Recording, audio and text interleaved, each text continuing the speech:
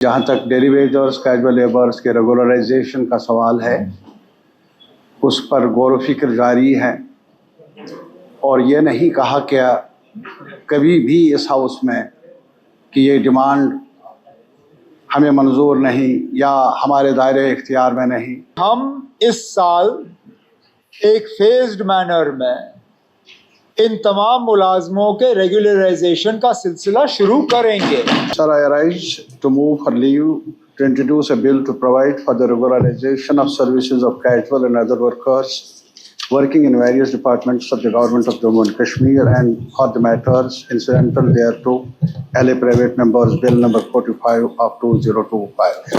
तहरीक की गई है कि जम्मू कश्मीर के मुख्तलिफ मामलात से मुतल्लिक मसवदे कानून LA private member bill number 45 बापत 2025 को पेश करने की इजाजत दी जाए। I seek permission to speak about this। इसलिए मैं आपको इजाजत दे रहा हूँ, मगर रूल्स का ख्याल रखिए कि उसमें लिखा है अगर किसी के बिल को गवर्नमेंट अपोज करती है, जो इंचार्ज बिल होगा वो एक शॉर्ट स्टेटमेंट दे सकता है। हाँ, वही मैं कह वही शॉर्ट स्टेटमेंट। बस आपको इजाजत। सबसे पहले मैं ये अल्फाज ऑनरेबल चीफ मिनिस्टर की तरफ से कि I oppose this bill, I never expected, और मुझे उम्मीद थी क्योंकि इस हाउस के अंदर ऑनरेबल चीफ मिनिस्टर साहब ने अश्योर किया है कि जहाँ तक डेरिवेटर्स कैजुअल लेबर्स के रेगुलराइजेशन का सवाल है, उस पर गौर फिक्र जारी है और ये नहीं कहा गया कभी भी इस हाउस में कि ये डिमांड हमें मंजूर नहीं या हमारे दायरे इख्तियार में नहीं, बल्कि यही एश्योरेंस देते रहे क्या लेजिटिमेसी जो है इस डिमांड की उसको उन्होंने बरकरार रखा और ये एश्योर भी किया कि हम इस पर गौर फिक्र कर लेंगे। बहरहाल मेरा कहने का दो बातें इसमें हैं। एक तो sir constitutional provision, honourable speaker sir आप चूंकि बिल्कुल आपकी तरफ से मुतवज्जो हूं। आप करेक्शन मेरी कर लेंगे तो अगर आप ध्यान देंगे तो एक तो ये जहाँ तक कॉन्स्टिट्यूशनल इशू का भी ताल्लुक है, कोई भी शख्स, कोई भी सिटीजन पब्लिक सेक्टर में, गवर्नमेंटल सेक्टर में, प्राइवेट सेक्टर में इनडेफिनिट पीरियड के लिए टेम्पररी नहीं रह सकता, उसका राइट बन जाता है। मैं कहता हूं इनडेफिनिट पीरियड के लिए। मैं सिर्फ ये चाहता हूं, पूरा हाउस मेरे ख्याल में इस बात के साथ इत्तेफाक करता है क्या जहाँ तक हमारे डिपार्टमेंट्स की फंक्शनिंग का ताल्लुक है, उसमें ये कंपोनेंट जो है टेम्पररी लेबर का, टेम्पररी एम्प्लॉइज़ कहिए, कैजुअल लेबर कहिए, डेली वेटर्स, वेजर्स, जो भी आप नाम देंगे, उन्हीं पर निर्भर रहा है। चाहे आप PHE का डिपार्टमेंट, वर्कर्स डिपार्टमेंट देख लीजिए और बिजली महकमा देख लीजिए, आप अगर आप ग्राउंड पर आप देख लेंगे जो काम करने वाले हैं वो यही हिस्सा है जिसके बारे में मैंने ये बिल लाने की जसारत की। और एक तो ये, और दूसरा ये सवाल इसके साथ ही नेचुरल जस्टिस का ताल्लुक है। नेचुरल जस्टिस का भी जो दायरा है वो हमें यही बताता है equal pay for equal work. आप इनडेफिनिट पीरियड के लिए जो लोग 10 साल, 15 साल, 20 साल काम करते रहे हैं टेम्पररी एम्प्लॉइज की हैसियत से, मुझे बताइए रिटायरमेंट की एज पर वो घर जाए, लेकर क्या जाएंगे? Retirement age means in old age, घर जाएंगे। अभी यहाँ जिक्र हुआ था ऑनरेबल MLAs की तरफ से भी हमारी सैलरीज का, अलाउंसेस का, वो अपनी जगह पर उसकी जवाजियत, लेकिन चूँकि हम पब्लिक रिप्रेजेंटेटिव्स हैं और जब हमने वोट भी मांगा है, मेरे ख्याल में cutting across the political lines हमने एक मुद्दा ये भी रखा होगा कि जो ये कैजुअल लेबर है, टेम्पररी मुलाजिम हैं, इसके जो बुनियादी हुकूक है रेगुलराइजेशन के, रिटायरमेंट बेनिफिट्स के, मेरे ख्याल में हम सब ने ये यकीन दहानी अपने वोटर्स को, इन सेक्शंस को दी होगी।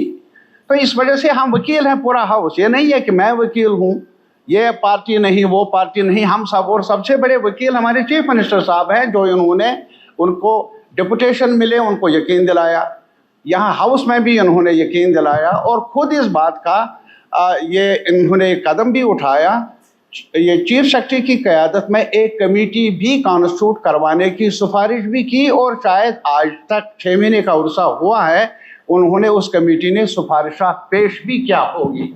अब लाजमी तौर पर हमारे ही वो बच्चे हैं, बच्चियां हैं, अगर उनमें ये बेचैनी रहे अपने फ्यूचर के बारे में, अपने वेजेस के बारे में, तो कामकाज सरकार का ही मुतासर होता है। इसलिए इस अनसर्टेनिटी को दूर करने के लिए भी ये ज़रूरी है।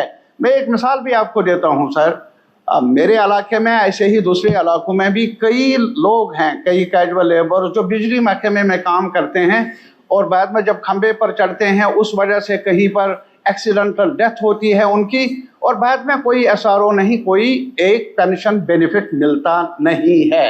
ये वारदातें भी हुई है, जो हमारे ही लोग हैं वो। मैं इसीलिए इसको एक ह्यूमैनिटेरियन इशू आप मानते ही हैं, ये नहीं मेरी वजह से मानते हैं आप, इसको पार्टी लेवल का नहीं है, नेशनल कॉन्फ्रेंस का ये हमेशा रहा है कि जो ऑपरेटेड सेक्शंस हैं, एक्सप्लॉइटेड सेक्शंस हैं, बल्कि प्रोग्राम ही यही रहा है उनके हक में आवाज़ उठाना। और आज इसी मुकदमे की पैरवी करने के लिए मैंने मुकदमा दायर नहीं किया, ये हम सब ने किया है मुकदमा दायर बड़ी अदालत में, लोगों की अदालत में। मैं सिर्फ आज इस इशू को यहाँ इसलिए ला रहा हूँ ताकि सरकार की तवज्जो भी, इस हाउस की तवज्जो भी रहे। अब मज़ीद ताख़ीर से, मज़ीद देर से अनसर्टेनिटी में इजाफा होता रहा है।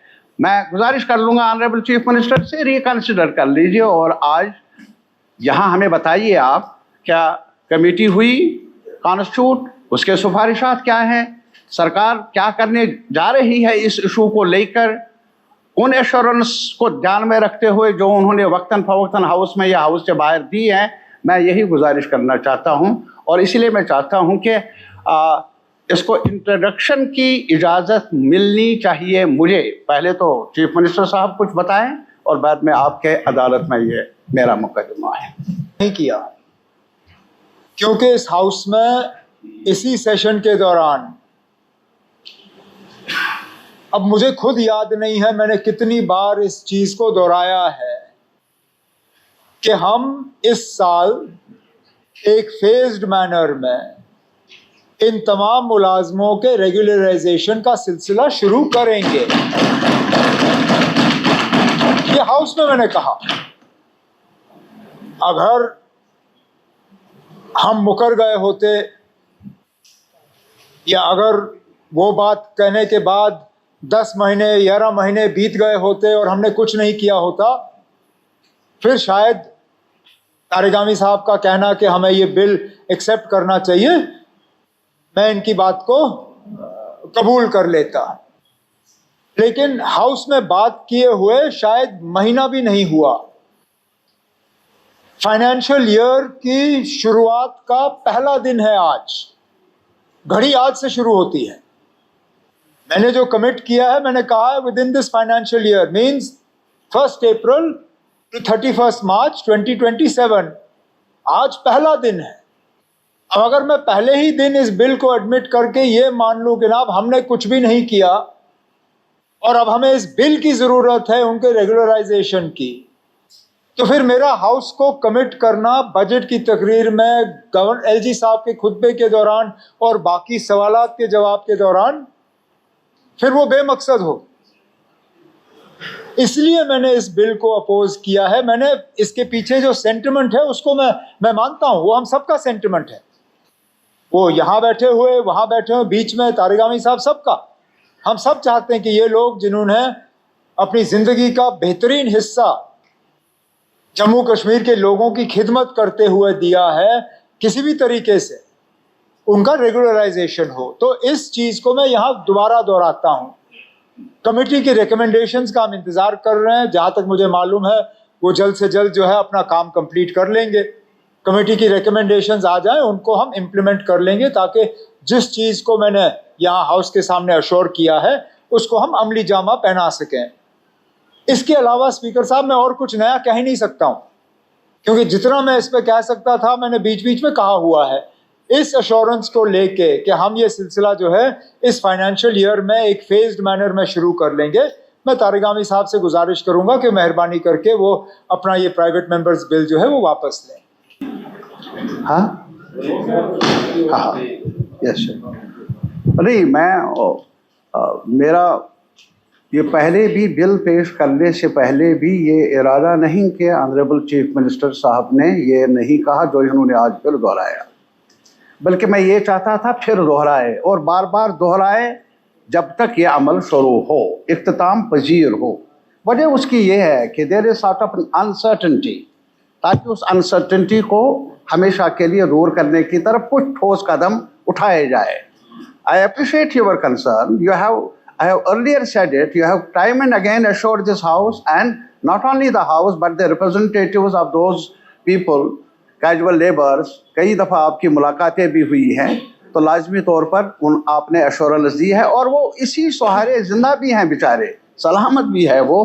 It's not a question of politics that you are not concerned for. I am very sure. I think sometimes more than anybody else that you have committed for this, and you will ensure that this process gets started in this financial year, gets completed within this year. That's मेरी उम्मीद वही है। उसी उम्मीद को लेकर just a reminder, इसको एक रिमाइंडर ही समझ लीजिए आप, और कुछ नहीं, रिमाइंडर अपने लिए, हाउस के लिए और आपके लिए। तो इस चूंकि एश्योरेंस है बार बार, और आज की बार फिर मैं प्रेस नहीं कर लूँगा। Thank you very much.